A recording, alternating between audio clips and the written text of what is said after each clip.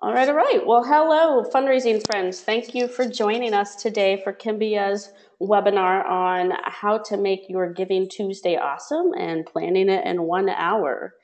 This is Taylor with Kimbia, and I want to just get us started. We'll get into the agenda here and introductions, but I wanted us to get started with this quote, and I want to first say thank you for joining us, because just joining us and taking the 1 hour out of your day, taking the 1 hour out of your day is proof that you want to be awesome for Giving Tuesday and you want to stand out in the herd. So we want to say thank you for joining us and also spend the time giving you some tips and tricks.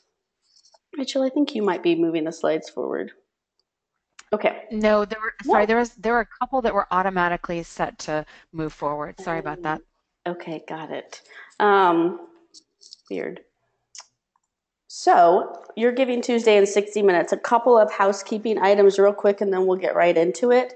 We will be recording this webinar, and we will send out a follow-up email with the recording and the slides to you. We will also have a couple of special goodies in that email that you get as being part of this webinar today. And then secondly, we have muted all of the phone lines, and that's to eliminate any background noise. We do have a questions box over there.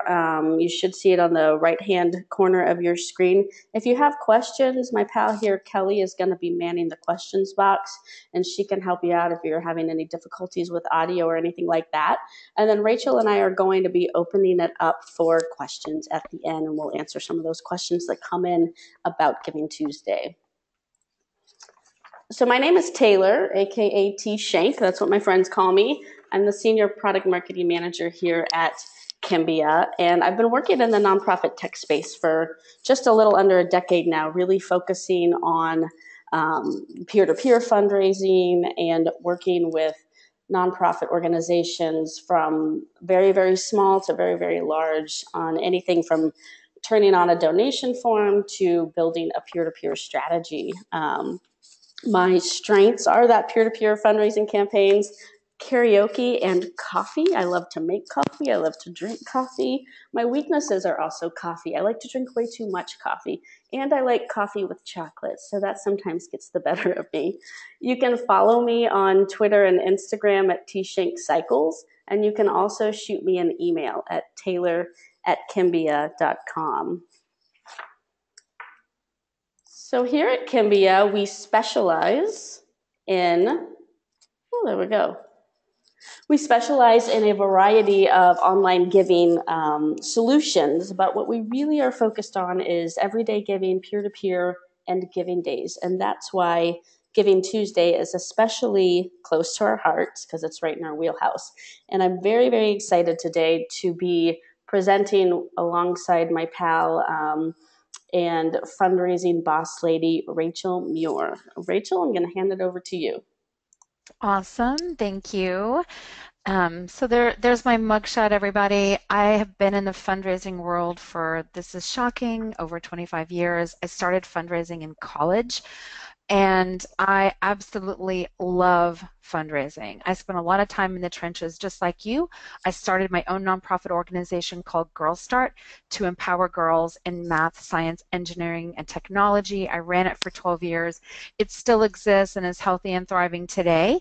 And today I have the best job in the world, helping people be better fundraisers, helping people just like you. I do a lot of custom training, and I also provide fundraising classes, webinars, as well as in-person classes.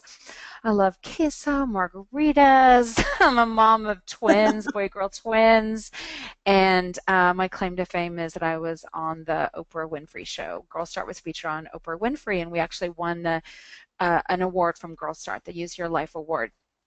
You can follow me on Twitter at Rachel Muir. That's my email address. I've also got a website, and we got a lovely screenshot of it over here.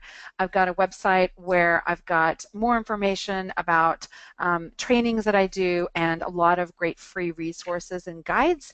And I do a lot of webinars. I love doing webinars. Webinars are my love language. So if you want to get invited to an upcoming free webinar that I'm doing, you can just sign up on my website and you will get an invitation invitation in your inbox.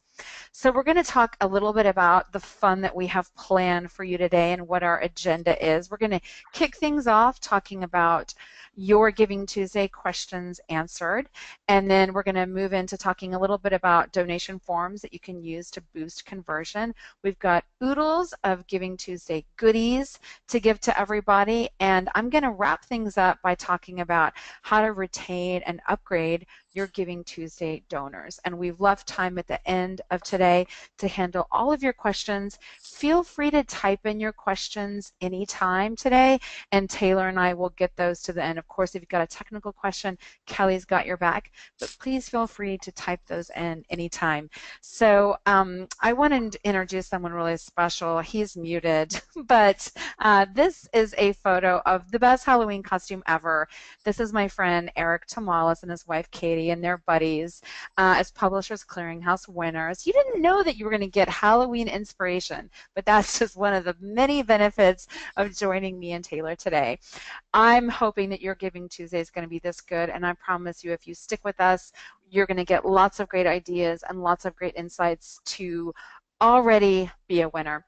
So we want to know a little bit about you and where you're at in terms of your Giving Tuesday. If you're a first timer or if you're an old hat on all this, Taylor's got a poll, and we've got like 4 different kind of opportunities here for you to chime in and give us where you're at. If you're a newbie, if this is your second time doing a Giving Tuesday, if this is your third time, or you're an old timer and you've been doing it since 2012, we would love to know, like, just kind of like where you're at in terms. It looks like most folks right now, we've still got people chiming in and voting right now, but it looks like right now the big strong winner is we've got a lot of first timers. At least half of the people, welcome you guys, half of the people that are joining us today are first timers. The second largest group is this people who are going into their second year, and the third largest group is people who have done it 3 times. So we can go ahead and close that so we can show the results. Only 7% of you have been doing it since 2012, but it looks like the vast majority of you guys are new. 49% new, 26% first time, 17% third time. So that's awesome. Welcome. Whether you're a first timer or you're a pro, you're going to get lots of great insights and tips. And we're even going to give you tips if you decide Giving Tuesday is too much, you're going to get great tips too. So everyone comes out a winner, just like Eric and his awesome Publishers Clearinghouse costume. And all of these tips can be applied to any fundraising campaign you're running, an end of year, Giving Tuesday, any time you are thinking about running a campaign. I think some of these tips can help you out. So Rachel, how are we going to do this in an hour? Yes. Okay. Well, I want to boost your confidence here. There's a lot that Taylor and I have done in an hour. A lot. I dressing up like Flo for Halloween. That's one thing we've done in an hour. Lots of great fundraising podcasts. We've also done some fantastic last-minute disco costumes to wear for charity fundraising events. And last but certainly not least, getting babies to nap everywhere. Hats off, Taylor. Well played, Grasshopper. I'm very proud of that accomplishment. If we can do this, you guys can pull off Giving Tuesday. So we're going to go ahead and get started. And you may be feeling like this polar bear right here, like, oh my gosh, Giving Tuesday. Can I just like go into hibernation and sleep this off? But we're going to give you guys lots of tips and tools. And even if you, like Taylor said, you can apply these to other fundraising elements, and you could do a totally different take on Giving Tuesday as well. So everybody's going to get something great. And I'm going to start, since we've got so many folks that are, and the vast majority of us are new to Giving Tuesday, I'm going to kind of lay the groundwork around Giving Tuesday, what it is, and the whole enchilada around Giving Tuesday. So when is it? It's November 29th. What is it? It is a global day of online giving. Giving Tuesday started out in 2012 as a philanthropic counterpart to the materialism of Black Friday, and Cyber Monday. So remember how Charlie Brown always complained and lamented the consumerism of the holidays? That was kind of the original inspiration for Giving Tuesday. At its heart, it's an inspired idea that was meant to promote donations to nonprofits. It was just the intention was let's promote people giving to nonprofits and outside of all this commercialism. And it's done online. It's done on your own site with your own forms. It can also be done as part of a collective effort, often hosted by a third party, such as a community foundation that's using a portal to raise money for nonprofits in their community. So that's kind of like how it's done, is this philanthropic counterpart to all of this materialism.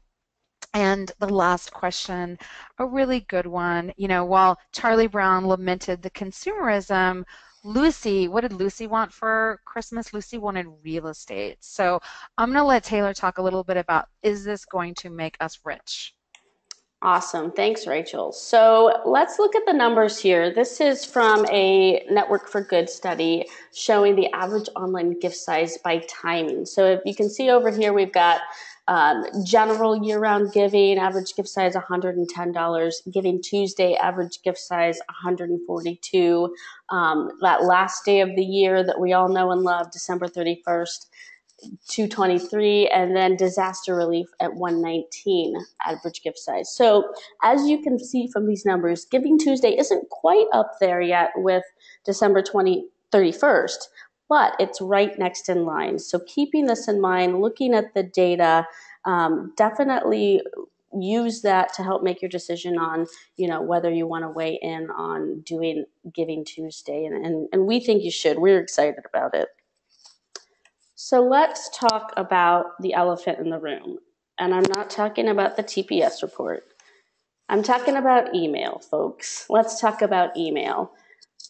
So many questions Rachel and I get over the years about how to do email, how many should we send, what are the best dates and times, what's the best subject line, how do I get someone to open my email? Should I do a match? Should I do a monthly giving and talk about that in my email? There's so many questions that we all have about emails. So we want to talk about some ideas and things that we've seen working with lots of different nonprofit organizations over the years to answer these questions. So on the first one, how many emails should I send? Honestly, this one ranges a little bit. You know, Rachel and I were both talking about this the other day. We've seen people send 2 emails around Giving Tuesday. We've seen people send 7 emails around Giving Tuesday. So it's really a wide variety. My biggest message here to you is to not abuse it. Try to find a balance. What I recommend is looking at your data from your past email campaigns. Was there an email campaign where you sent a bunch of emails? If so, how did that perform? Was there one where you maybe dialed it down a little bit and only sent 2 to 3 emails? If so, how did that one work with your list in comparison? I definitely think there's opportunity here for people to get bombarded by email. So don't abuse it. Try to find a balance and look at your own data, looking at your house file and your constituents. What are the best dates and times to send emails? That's also the $1,000,000 question, right? Again, here I will say Giving Tuesday, a good average is 2 to 3 emails, kind of leading right up to it and on the day, maybe 2 to 3. I've definitely seen my inbox flood with, 5. And quite frankly, I feel like that's a little bit much. But there's a couple different schools of thoughts on this. Again, don't abuse it. I think my recommendation here is to look at your data and see what resonates. Even if you haven't done a Giving Tuesday campaign before, look to your past campaigns, look to your past end of year campaigns and see what seems to work for you. So test around your organization. What's the best subject line? We're going to talk about that in the next slide here, but we'll talk about choosing a subject line and testing and finding something that stands out in the herd. What's the benefit of a match and talking about match in your email? Well, that's sort of a, if I've got a match opportunity, I want to do it. So if you have some corporate sponsorship relationships or some major donors you think might be willing to do a match with you, definitely go after that and make the ask of them and see if they'd be interested in doing a match with you. There's no downside to getting a match for your Giving Tuesday event. Should I ask for monthly giving? That is a very common question. I think that there are positives and benefits to doing a monthly gift ask on a Giving Tuesday form. If you are a singular nonprofit running a Giving Tuesday campaign, then I would definitely say yes. Go ahead and ask and give a monthly recurring gift option on your Giving Tuesday form. If you're more of like a foundation where there's many nonprofits involved and there's a lot of opportunity for like continued maintenance down the road, that's one thing where you might want to sort of talk internally, do the benefits, outweigh the risks and everything like that of having to do the ongoing maintenance of that. And how do I coordinate it with my end of year ask? Start picking a theme in your emails and get that theme going with Giving Tuesday and then use it through the end of the year. So let's talk about subject lines. What I want to say here is test. Find some sort of subject line that stands out. The image that we have here is called, I think, Rachel, we called it the subject line word cloud. These are all of the words people are going to be seeing from all of the organizations hitting their inbox on Giving Tuesday. So how can you be that purple cow, as we talked about in our email to you, and stand out amongst the herd? We love a tool called subjectline.com. It allows you to type in a subject line. If you come up with something kind of fun that stands out, type it in there. It will actually evaluate your subject line for you and let you know if there's any problems with it that might, make it look like spam or anything like that. We definitely recommend testing. And also, again, this is an opportunity where you can go and look at your data. Look at the emails that you've sent before. Look at the subject lines that had higher open rates than others. Yeah, Rachel, I know this is really dear to your heart. Do you have anything to add on it? Yeah, as someone who writes a lot of email subject lines, there's an art to it and there's a science. And I love what you shared about looking at your data. What subject lines have performed the best for you? And test it. Do some split testing and see what's working, what messages are resonating with your audience. You can kind of think of this word cloud and think of this word cloud as this is what all of your competitors' subject lines are kind of going to look like. And you don't want a subject line that looks exactly the same in someone's inbox as your competitor. So a few things for this time of year, you think about what is going to spark their curiosity, what is going to be emotionally evocative, what have you done before that stood out, and how can you build on that success to really stand out in your donors and get their attention. And this is surround sound, right? So email is just one of the mediums that you're using to get your message across, but you want to be standing out from the noise, and we totally recommend that you do a lot of testing with your list so that you can see what is going to have the biggest impact, what subject line is going to drive the highest open rates. Mm-hmm. And we hate to think about the fact that in the charitable space there's this competition for donor dollars, but we all know that it just is reality. It is what it is. So just like in the for-profit world where you're competing for attention from people who are going to buy your product, in our space you're competing for people who are going to give to your organization. So just remember that and work on testing, work on coming up with something that will stand out from the crowd. And that testing tool is a great one. I also recommend just Googling subject line tester or subject line testing, and you'll find a bunch of articles on the subject. Subjectline.com, some other tools out there that help you test subject lines are really great. So what about key dates for communication? If you're wondering when should I send emails about what, there's this whole holiday season of emails and social media strategy and messaging coming along. So as a very, very simplistic rule of thumb, think about it this way. Start sending your first email around Thanksgiving and really engaging your donors, then warming them up. Black Friday, Cyber Monday, that's a way to, again, say, hey, Giving Tuesday is coming. It's tomorrow, or it's in a few days if you're sending it on Black Friday. Start, again, kind of like just letting people know, hey, we're here. I love one of my favorite examples that I've been talking about lately is like, look at what Apple does with their new iPhone. Whenever they come out with a new iPhone, they always build up this hype around like, it's coming, it's coming. So do that, get the engagement rolling and the whole it's coming message around Thanksgiving and before that. And then, of course, number 3, send emails on Giving Tuesday. Giving Tuesday is the day where it's the 24 hours. You want to say, hey, you have this one day to give to be part of this Giving Tuesday campaign. If you have a match involved, that's amazing because it's a great incentive for people to say, I want to actually give today because my dollars will mean more because of this match that the organization I'm supporting has. And then start thinking about other emails in mid-December. Just, again, start making the asks for end of year. We know, looking at data over the years, that the most dollars come in on the 28th, 29th, 30th, and 31st, and that's where the real sense of urgency is. But dollars still come in through the whole month of December and around Christmas time. So engage, give thanks, thank your donors for what they've done for you in the past, and warm them up. All right, so should I even do this Giving Tuesday? Geez, Rachel and Taylor, it sounds like a lot of work. I've got to test subject lines. I've got to write all these emails. Let's talk It's a about big investment. It's a big it's, investment. So here's what I want to remind everybody.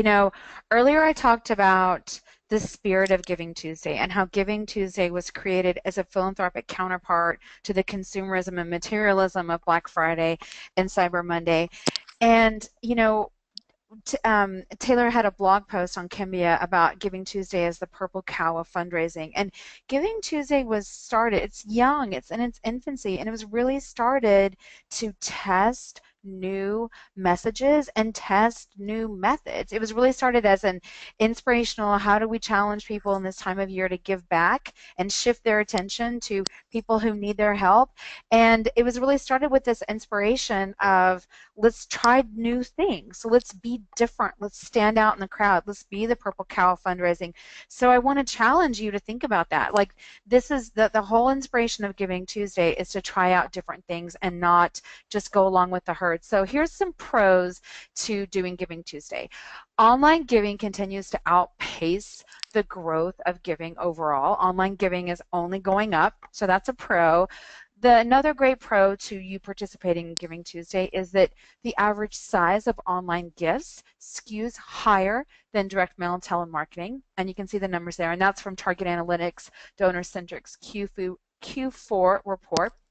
And finally, Giving Tuesday is a great way to kick off your end of year fundraising. So those are some pros for considering Giving Tuesday and participating in Giving Tuesday. Now, one of the cons here is in terms of the actual dollar amount overall, and this is from M&R's end of year online fundraising roundup, January 2016, it only accounted for 3% of giving in December. Of course, the biggest time is the last few days of December, especially December 31st. In its lowest form, like an unimagined, uninspired Giving Tuesday campaign, not done well, could really come off as a noisy, unwelcome cash grab in the eyes of your donors. So if it isn't done well, it can just look like another forgettable appeal. And we want to give you ideas, and we want to give you inspiration to do it well. I want to share with you, I read a really interesting blog post today, and it was an idea from Claire Axelrod that got mentioned in the Agitator that then got mentioned in another blog about an organization that instead of doing Giving Tuesday, did Giving Thanks Tuesday. So they spent their Giving Tuesday thanking all their donors. I think that's genius. That's innovative. It's new. It's different. Did it work for them? Well, it made their donors feel special and appreciated. It got everyone inspired around philanthropy, staff included. Doing anything like that is also, I like to remind everybody, a great way and a great strategy to get your board excited about fundraising. And they studied those donors later, and those donors who did get showered with love and attention and thanks on Giving Tuesday were giving more than they had given before, and were giving more than the control group. So did it work for them? Yes. Is that a great example of being a purple cow and not being afraid to do something different and stand out? It's fantastic, right? It's totally fantastic. I think that if not done well, Giving Tuesday can come off like an unwelcome half birthday, right? Where it's like, it's so much. You've probably seen the pictures on Facebook of, and I get it. I mean, Taylor and I are moms, and our kids are adorable, and we still take oodles of pictures of them. And you see the pictures of like the baby with the 1 month sticker and the 2 month sticker and the 3 month sticker. And it's totally adorable and cute. And sometimes people celebrate half birthdays, but you want to stand out and you want to drive people's engagement and drive their participation. It doesn't have to be a financial appeal. I think that was a nice, innovative example of someone doing something a little bit different and kind of standing out in a crowd. So Taylor's going to share some things for you to think about as you get ready for Giving Tuesday. Yeah, I love that. I love that advice, Rachel. I love the idea of, hey, if it's going to be that, half-eaten cake and not come off the best way, then is it better to spend your time on, giving thanks or focusing your efforts on your year-end campaign, right?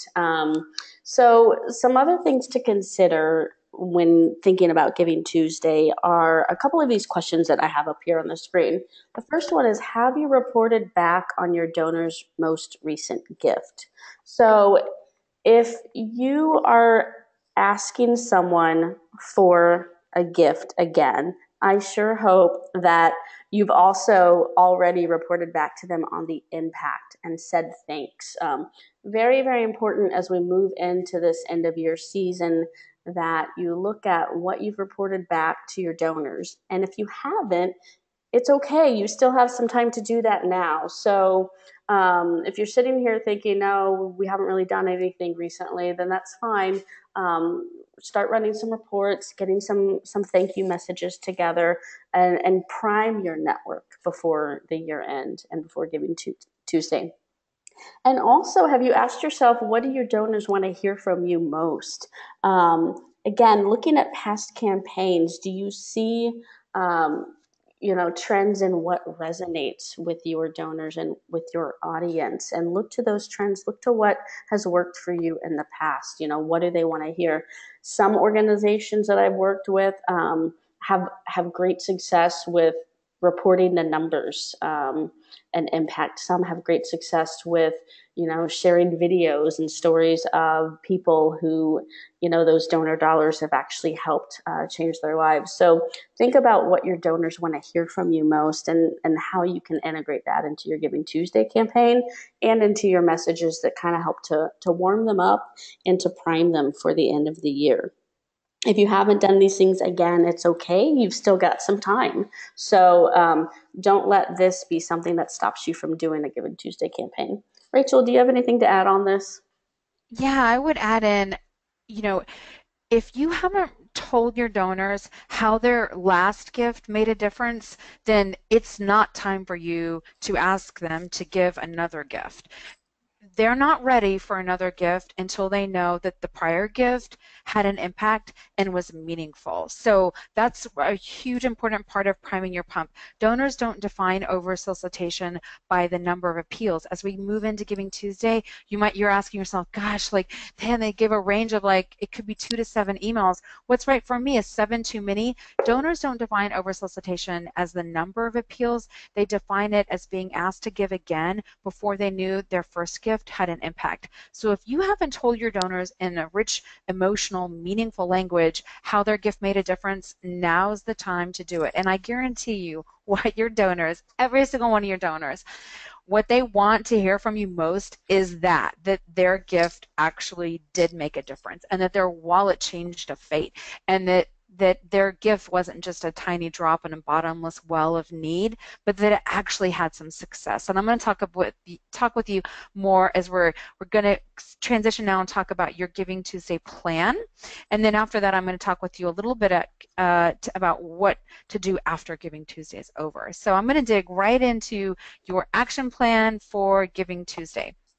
And we're going to kick things off by talking about identifying a match or a sponsor, right? Because two babies are cuter than one baby. I'm not just saying It's a that because start. I have twins. It's looking scarlet, right? Hmm. Um, but matches are great. Matches are really successful. Matches help donors feel like they're making a bigger impact. Matches are really popular around Giving Tuesday.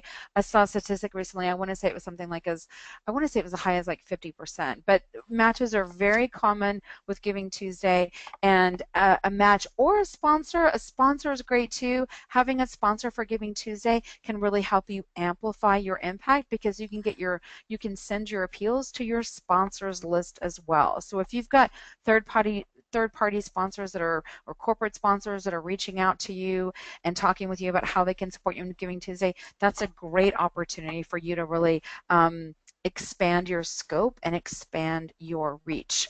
So when it comes to Giving Tuesday, we mentioned it can be great for kicking off your end of year appeal, like Giving Tuesday is the beginning of kicking off your end of year fundraising plan.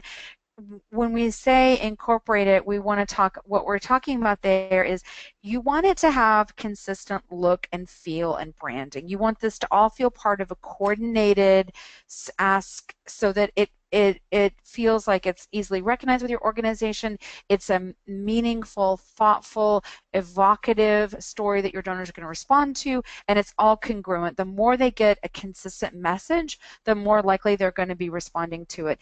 And you could think about Giving Tuesday as really an opportunity to help you be specific. And maybe you're like, let's make up an organization. Maybe you're an animal care organization, and maybe you've got a bigger ask for a goal to provide free spay neutering clinics, but you've also got this other special story of all these addressing work that you've done addressing the feral cat community, or something like this. So you could think about something specific, and you can have Giving Tuesday have a specific goal that gives your donors some tangible invitation of what their funds will support. Maybe it's a smaller piece of a bigger goal that you're going to tackle with end of year, or maybe they're just all related within the same project or scope. But be specific. Specificity can tell people how their gift is going to actually make an impact.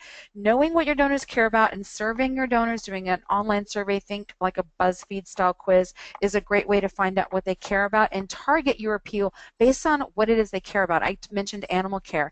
The cat people want to see kitty cats, the dog people want to see puppy dogs. So you want to know what your donors care about, what target beneficiaries matter the most to them, and segment and build a story for those donors based on what it is they care about. Of course, you're going to be planning your content, your ask strings for what you're going to be asking for. You're going to be identifying your ambassadors. This is goal. Nowhere is this more important than your fundraising campaigns. I mean, Giving Tuesday is kind of like peer-to-peer fundraising, and my colleague Cara Taylor is a pro at it. And it's really an opportunity to really empower people as ambassadors for you, empower your team, empower people to be great personal fundraisers. This is staff members, this is current donors, this is board members.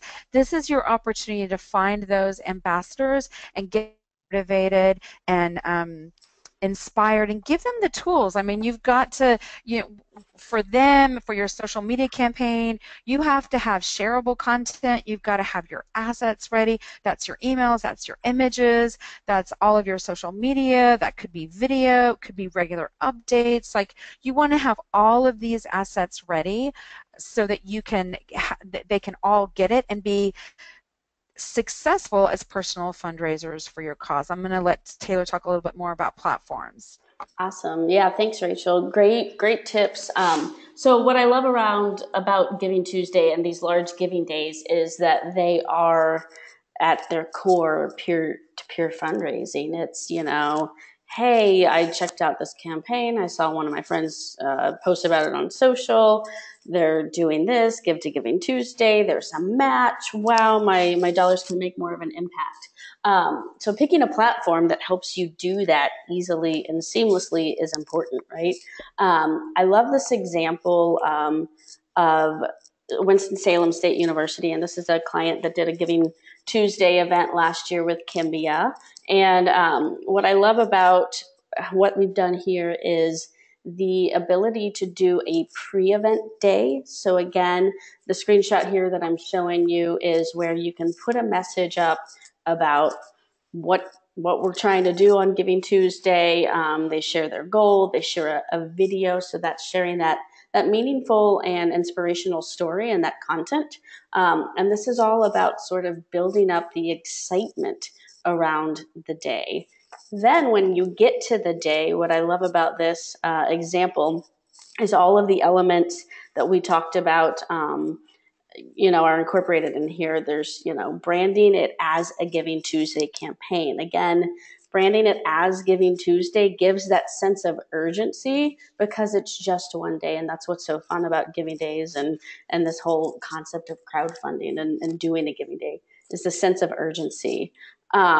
Another thing that drives a sense of urgency is like incorporating things into your Giving Tuesday campaign, like a countdown timer, showing how many gifts have come in already, how much money's come in already, how much time is left to give. And I apologize, my screenshot is a screenshot, so it doesn't have an actual countdown timer in it.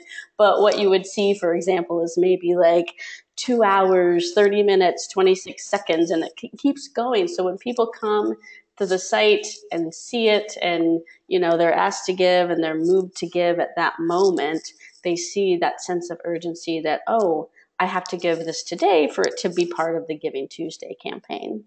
I like this example too because it is a one-page donation form. Very, very minimal clicks. Again, when you're thinking about your donation appeals in general, but also on these giving days and this end of year fundraising, when people are thinking about so many things, they're very, very busy around end of year. Making sure that you reduce the number of clicks you make a donor do is very important. So this is a single page, options, choose your gift.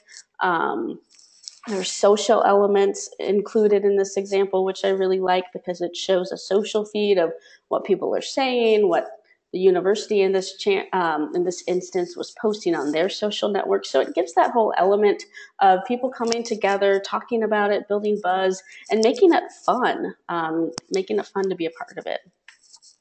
I also like in this example, and this is just sort of what it looks like a little bit further down on the screen that I couldn't get into my full screenshot, is that opportunity for match. So if you do have a match available to you from a corporate group or a large donor, there's the option to say, yeah, my employer is matching, or I have a big match and I want to incorporate that. One last thing that I want to talk about too on this example that I really like for Giving Tuesday and thinking about like end of year and opportunities where you do have corporate engagements and match opportunities is the ability to actually embed this form elsewhere. So when we're thinking about multi-channel fundraising, what they were able to do with this is, you can take the snippet of code. If you have that corporate match donor working with you and they had a website about the campaign, they could go embed it on their website. So it just gives more of a footprint for the organization on Giving Tuesday. And then lastly, what they did here was on the day after the campaign was over, they showed up here at the top how many gifts, how much it totaled, and then they said thank you. So right at the very end, right after the day was over, they were able to say thank you and put up this thank you message. So one of my favorite examples of a Giving Tuesday giving day that was very, very focused around matching and driving donations and impact on that one day. All right, Rachel. So now what? What's next All after you right. do that? All After you right. put the bow on it? Right. Party is over. How do we get these donors to continue to love us and upgrade their giving? Well, we've got to say thanks. This is not the time to hold back. Your retention of these donors is what is going to retain them and upgrade them. And friends, it is a mailbox party. Thanking your donors is the first step to the second gift. So don't hold back. If you're going to do this, you're going to do this all the way. You've put all this time and resources into acquiring these donors. You need to have the thank yous ready to thank them. So I've got a truth bomb to share with you guys, and this is one of my biggest pet peeves in fundraising. Oh, Rachel's People about to think, drop a oh, bunch of tooth bombs on us, by the way. look out, Here they come. fasten your Watch out. seatbelt. And hey, I want to give a shout out for our question box. If you've got a question you want us to answer at the end, just type it on in there and we will cover it. Look, your email autoresponder tells me that you got my gift. It doesn't tell me that my gift mattered. I see so many organizations with uninspiring, boring, this is like a tax ID letter of a donation page. This doesn't make me feel like warm and fuzzy. I don't have a post-gift glow when I read this copy. It isn't inspiring. And if you want to get these donors to give again and to give larger gifts, you're going to have to make them feel like superheroes for making a gift in the first place. So this is a great quote from the Millennial Impact Report. And this study, this fantastic study that Derek does every year, this is about millennials and about their giving preferences. But here's another truth bomb. All of us want this as donors. We all want to know how our gift made a difference. And if we don't feel like our gift had an impact, we're going to go give to someone else. So it is your obligation and your opportunity to make these donors feel like their gift made an impact. So I'm going to go through some quick do's and don'ts of how to write an unforgettable thank you letter. And I would encourage you, have all this ready ahead of time. I'm going to show you a killer digital example in just a little while of digital stationery that you can use. But if you can, at Girl Start for end of year, we had all of our thank you cards ready with killer moving copy. I'm going to give you an example of a thank you card in just a little while too. You can have this all ready to go, okay? So get it ready to go. Your goal is that you're going to get this out quickly. Hopefully you're getting out within 48 hours. You don't want it to be longer than a week, but late's certainly better than never. Make it personal. Put like we at Girl Start, we used to print out close-up digital photos of the girls in action, learning science, engineering, technology, and math, and we put it in the card and we write some really great copy. But sometimes we would have students actually write cards. We would have students at camp or Saturday camps write, cards for us. We'd have those cards ready to go. We'd have parents write cards. Make it personal and make sure that you've got time allotted. You're going to get more donations in this time of year. Be ready for it so that your staff can acknowledge those gifts and you can do the proper receipting. You could do a stewardship power hour. You could do this once a week. You could do this every day. This is a great time of year to do this. You can just contact your donors. Hey, at this time of year, we're reflecting on everything that we have to be grateful for, and you are at the top of the list. What a great way. You're going to get 9 times out of 10, you're just going to get your donors' voicemail, but calling them to just say, hey, I'm just thinking about you and I'm just grateful to all that you do, it's going to make them feel special and it's going to make them feel appreciated.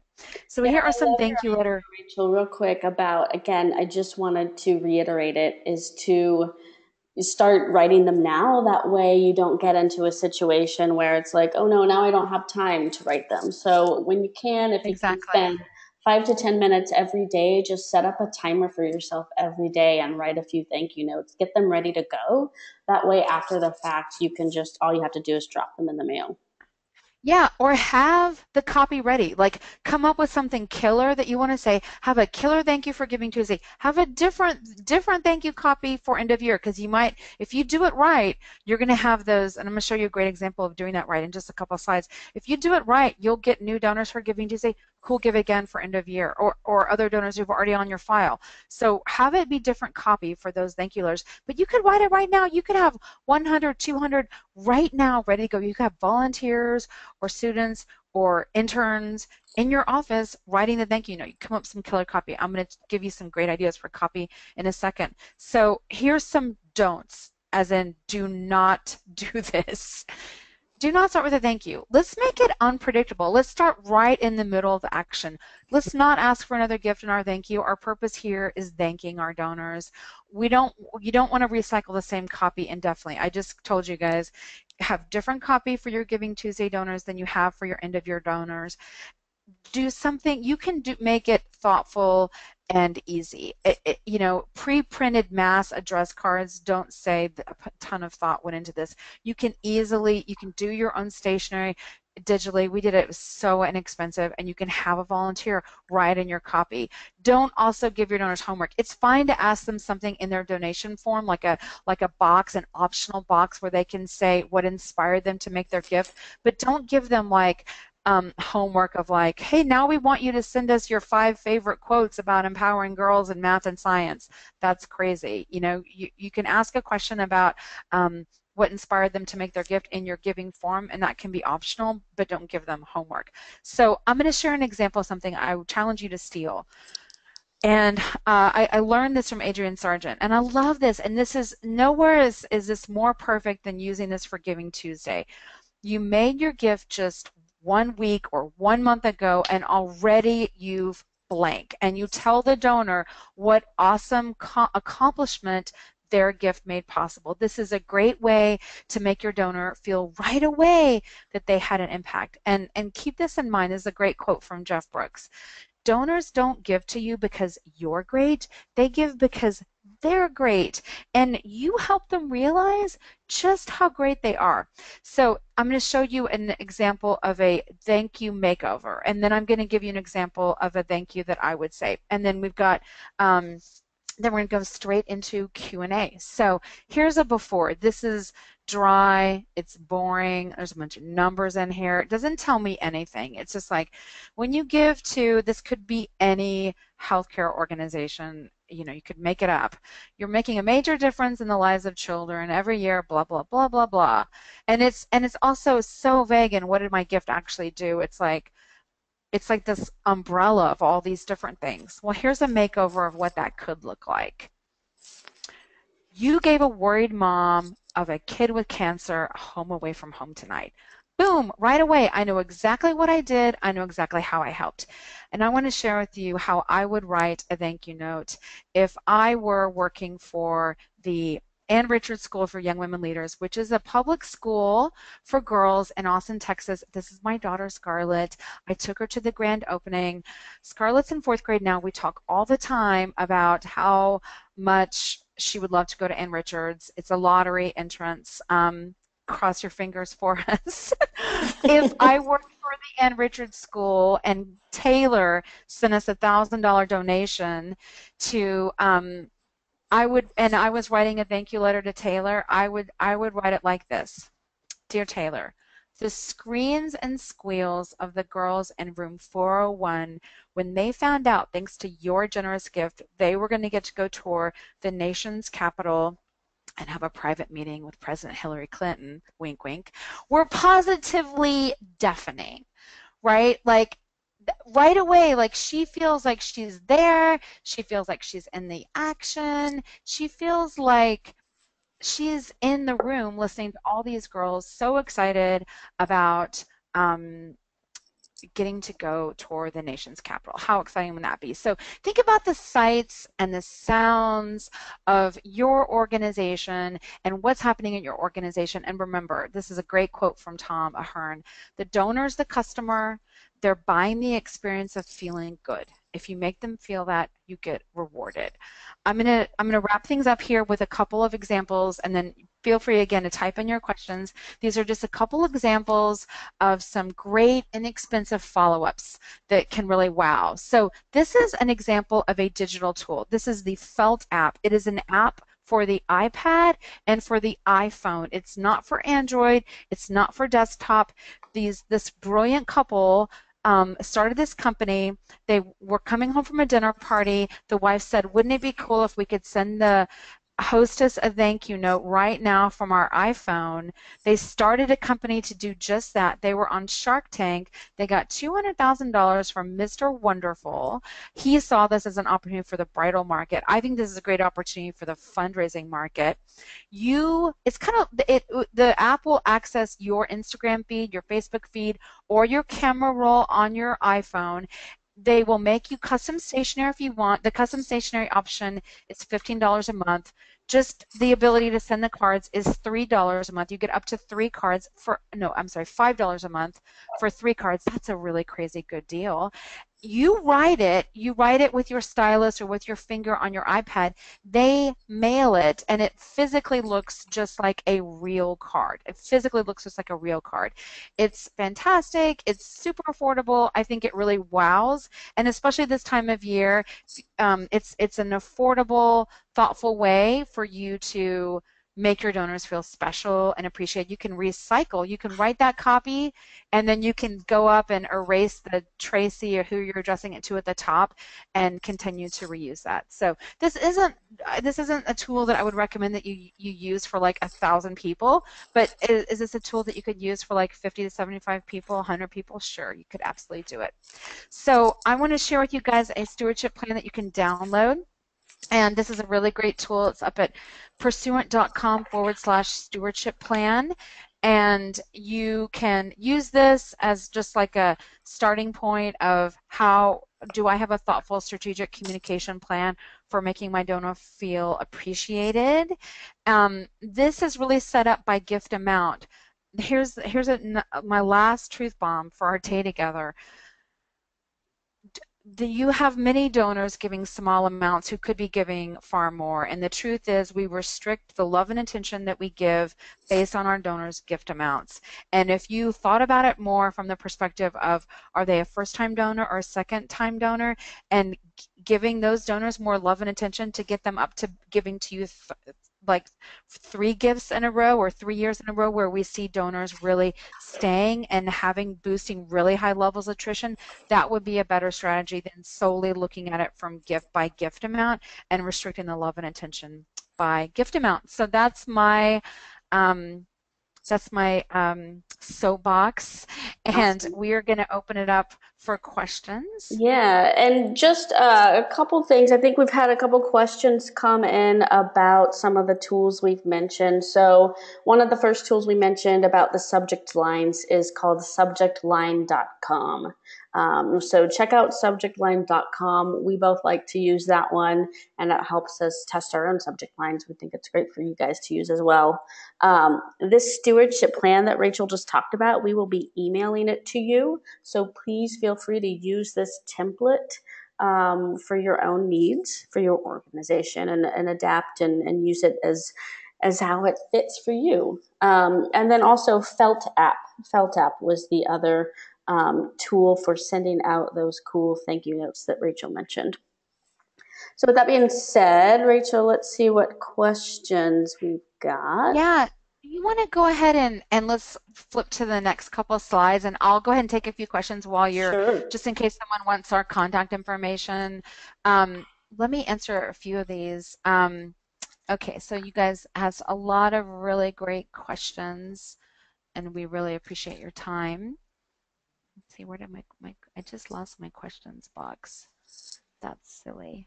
I think there are a couple questions just about audio. Kelly, are you there? I think you've got a couple of questions that you said came in that you've been tracking.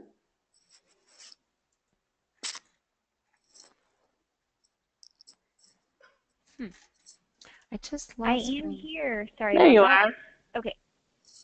So yeah, let me start at the beginning. Okay, so we have a question that says, when you say test subject lines, do you mean to test your list in the months prior, or just to use the online resources for best subject lines? So yeah, I saw that one earlier. I would you could use subjectline.com for all of your subject lines. Like you can use it for pretty much for Giving Tuesday for any, it'll tell you if it's mobile optimized. It'll tell you if you've gone over the number of characters and it's no longer mobile optimized. So it's really good to use.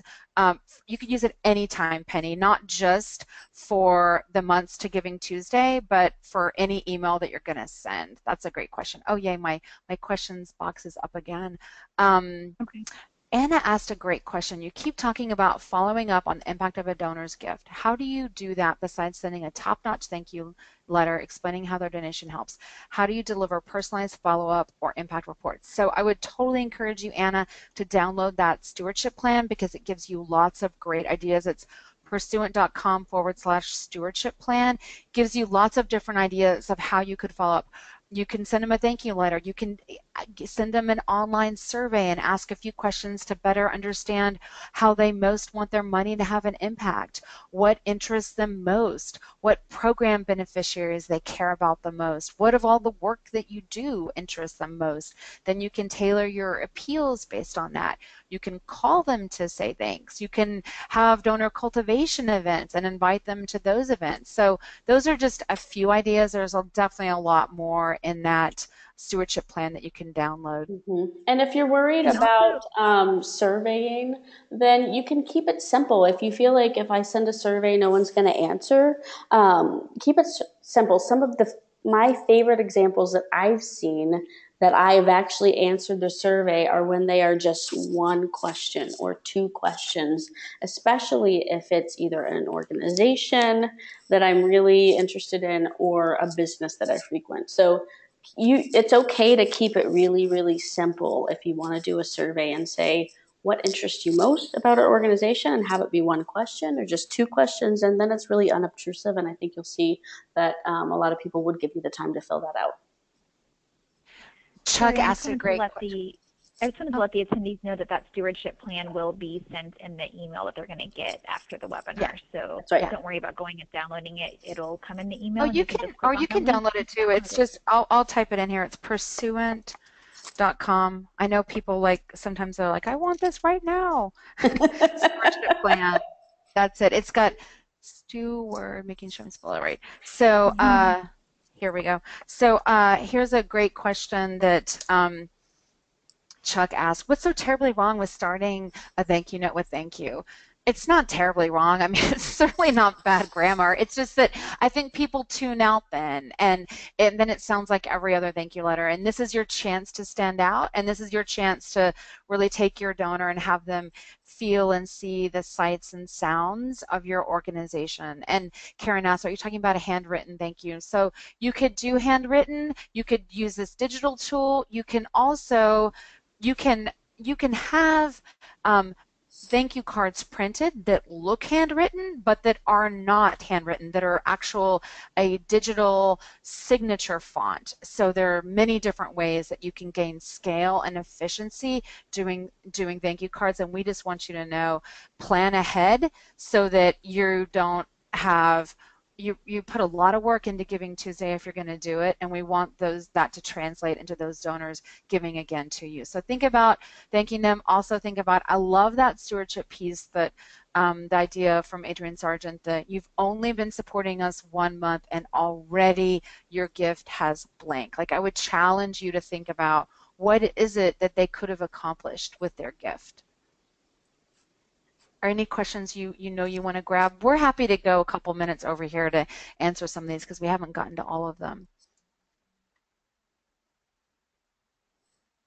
I like the question from Kelly on how does this change if you're an international institution? Sure. I mean, if you're an international organization, Kelly, your biggest challenge is going to be, how do you make your donors feel like they are part of the action when you can't physically get to them, right? Like, they can't physically come see the work that you're doing. So how do you make them experience the sites? I would say it's all about really great storytelling. Photographs are great, videos even better, but the more you can effectively storytell what it's like on the ground in the trenches, what accomplishments a donor is having and have them feel good about it, the more you're going to make them feel like they are there themselves and like they're a part of it. All right. Well, hey, there's just, we're right at the top of the hour. If other questions come in, Rachel and I, again, we're happy to stay online. I do want to just run through a couple things at the end. If you are thinking about doing a Giving Tuesday event, you're interested in talking to us, shoot me an email. I'm taylor@kimbia.com. Email me, and I'll get you in touch with the right folks here on my team to talk about how a Giving Tuesday, Giving Day could be for you.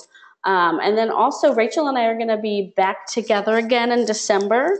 On December 8th, we have the registration for that webinar posted up on kimbia.com. If you go to kimbia.com resources/webinars, you can sign up for that. And we are going to be talking about Giving Tuesday is over, now what? So action steps for digging deeper into action steps for what to do after Giving Tuesday and getting ready for end of year. We've got a couple things coming your way in your inbox too. We'll send out the resources that we talked about today. We'll send that stewardship plan. We're also going to send our brand new ebook, which you are going to get first because you joined us here today. And it's all the questions you need to ask when you are thinking about saying I do with the Giving Day. Do you want to skip to that slide, Taylor? This one? Can you hear me? Your slide of what you're promoting, the 58 questions? Yeah. Can you hear me okay? Yeah, I can hear you. I just don't see the slide. It still has the... Oh, the slide should be up. Okay. Do you see it now? I clicked it again. Well, expect something in your inbox. 58 questions to ask before saying I do to a Giving Day provider. It's our latest ebook that we just wrapped up, and it's hot off the press, so we're going to send that to you as well. And then Rachel has a couple of webinars she's doing coming up, some specials she's running if you guys are interested in attending some of her webinars. Rachel, do you want to talk about those? Do you want to, you want to click on that slide? Yeah, I've got the slide up. I'm not sure why it's not showing. Okay. Oh, here we go. Is that showing there we go. now? Okay. This was the questions. There's my slide. Now here's yours. Awesome. So I've got a class that's coming up, starts in January. It's 4 webinars. It's all about fundraising like a boss, and I invite you guys all warmly to join. If you sign up today, you can get $50 off. The URL is right down there, bit.do/your empire. I'd love to have you join me. And then the last thing I want to share with you guys as well is I've got a class coming up. It's November 2nd. It's in Dallas, Texas, and I've got a $50 off for guests for that. We'd love to have you come join us for that as well. So I'll take one more question, being respectful of people's time here. Judy asked an interesting question. She asked, please touch a bit more on stewardship plan and small gifts growing into large rather than gift by gift. So this is really, I would totally recommend you tuning in for our next webinar, Judy. The Giving Tuesday is over is now what? But this is where it all starts. You did a lot of work to acquire a new donor, and you want to put a thoughtful, strategic effort into planning the donor journey, learning more about your donor, building rapport with your donor, pursuing the relationship with your donor so that you can encourage them to make larger gifts and get to know your organization better. So I would encourage you to sign up for our next webinar, because that's pretty much the bulk of what we're going to be talking about in the next one. All right. Well, thank you so much for your time, everyone. We really hope you got some good nuggets to take away with you, and we appreciate you spending the hour with us. Thank you so much, Rachel, for partnering with me and doing this. It's always fun to talk to you. Awesome. All right. Bye-bye.